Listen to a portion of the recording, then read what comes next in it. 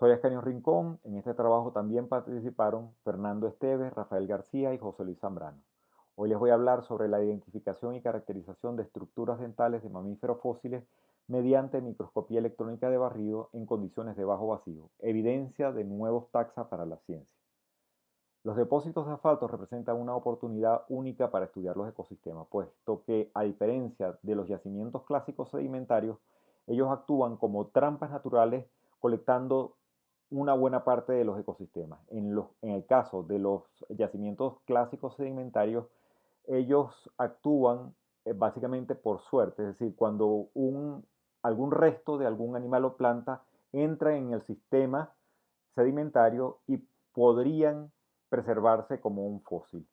En cambio, los depósitos sedimentarios normalmente actúan como preservantes de estas estructuras y generan fósiles en sus depósitos. Ellos se forman por el asfalto contenido en el subsuelo que fluye a través de fracturas o poros en la roca, formando grandes lagunas donde se quedan adheridos los restos de animales y plantas, o los animales y las plantas, y fallecen en estos lugares, y sus restos se sumergen básicamente en el asfalto y quedan preservados como fósiles en el tiempo. En Venezuela ellos están representados en el estado Zulia, en la localidad llamada Mene de Inciarte, y en el Breal de Orocual, en el estado Monagas.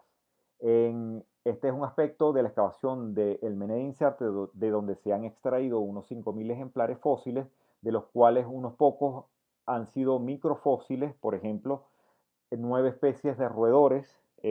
Estas son las vistas oclusales de estos roedores, que están representados también en la fauna moderna del lago de Maracaibo y Venezuela. Sin embargo, uno de ellos llama nuestra atención porque no está representado en el conjunto de la fauna moderna, y su representante vivo más cercano habita en el sur de Brasil.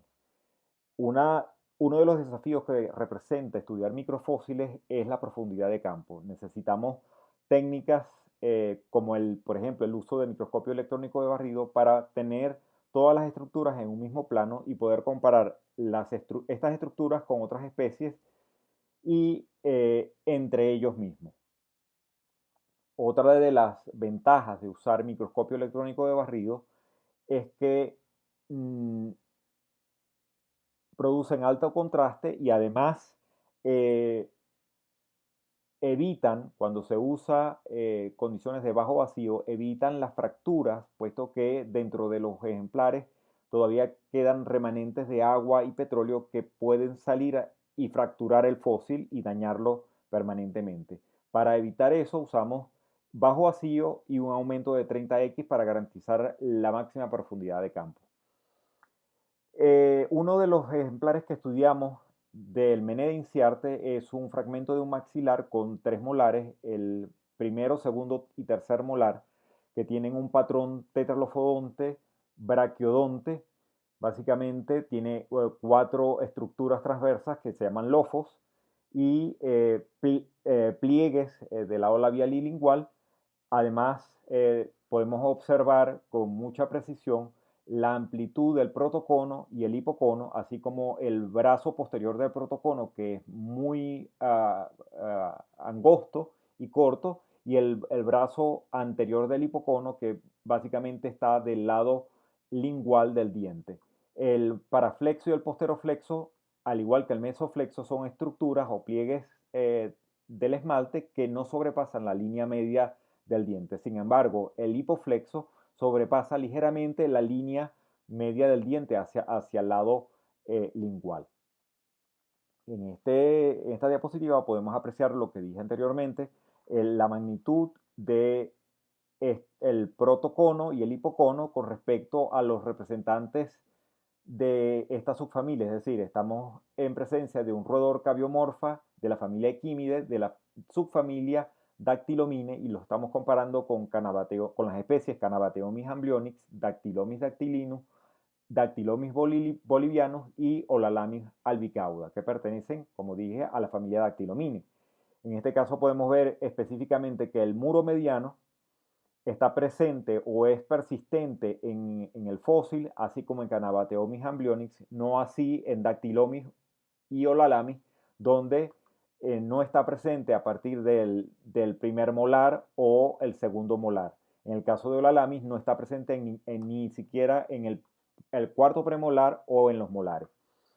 Vemos que, sin embargo, hay unas similitudes entre Canabateomys y el fósil, pero el anteroflexo y el posteroflexo, en el caso de Canabateomys, sobrepasan hacia el lado labial de la línea media del diente, lo que no ocurre en el fósil, y al contrario de lo que ocurre con el hipoflexo sobrepasa en el fósil la línea media del diente y en Canabateomys no ocurre esto. Estas características hacen pensar que el fósil del Pleistoceno tardío, que está fechado con radiocarbono entre 25 y 27 mil años y que está depositado en el Museo de Biología de la Universidad de Zulia bajo el número 3287, probablemente pertenece a un género y una especie nueva para la ciencia de la subfamilia Dactylomini. El otro material proviene del Breal de Orocual en el estado Monagas. Este es una vista parcial del yacimiento que biocronológicamente fue fechado con la fauna acompañante como Plioceno tardío, como sedimentos pertenecientes al Plioceno tardío.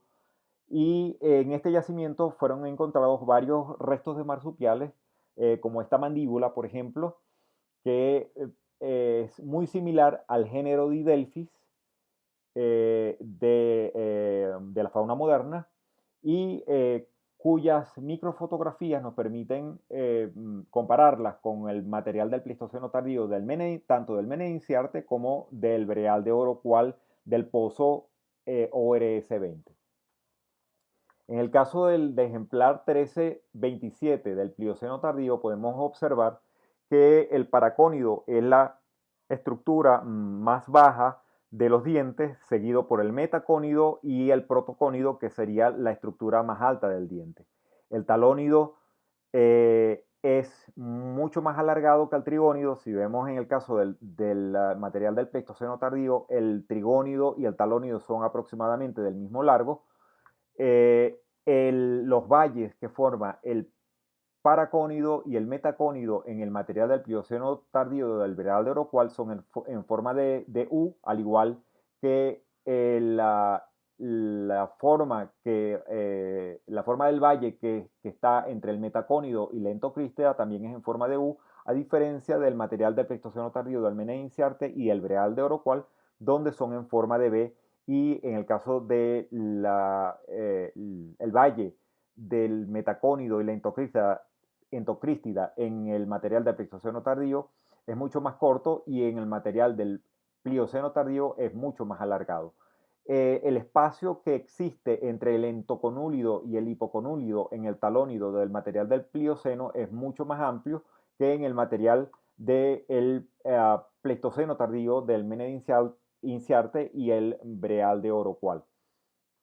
Otra característica que distingue el material del Plioceno tardío respecto al material del Pleistoceno tardío es la presencia de un segundo cíngulo posterior, es decir, tiene un cíngulo anterior muy amplio, al igual que el material de Didélfidos del Pleistoceno tardío, pero el segundo cíngulo está presente solamente en el material del Plioceno tardío y no en el del Pleistoceno tardío en ninguno de los dos sitios del Menenciarte o el Breal de Orocual. Esta es una diferencia que podría significar una apomorfía, es decir, una condición primitiva respecto al material del Pleistoceno más tardío. Como había dicho anteriormente, el metacónido es una de las estructuras en área mucho más pequeña que el paracónido o el protocónido. En este caso se puede apreciar que en el material del Plioceno tardío es la estructura más pequeña, y en el caso del Pleistoceno tardío son más o menos del mismo tamaño.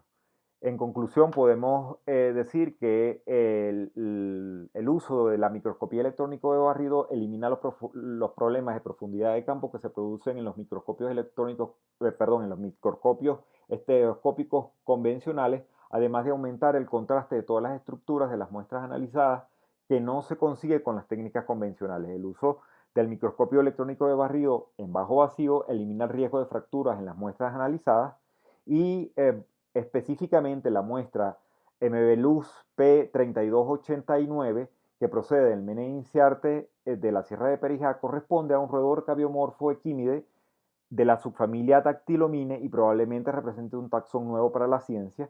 Y la muestra 3246, también de Mene Inciarte, fechado, y, al igual que el roedor, entre 25 y 27 mil años, pueda representar un marsupial probablemente de la especie Didelphis marsupialis, y la muestra ORS 2038, proveniente del Breal de Orocual, del Pleistoceno tardío, probablemente pertenece al género Didelphis de la especie Didelphis marsupialis, y la muestra OR 1327 proveniente del Breal de Orocual, fechado biocronológicamente en Plioceno tardío, puede representar un marsupial nuevo para la ciencia.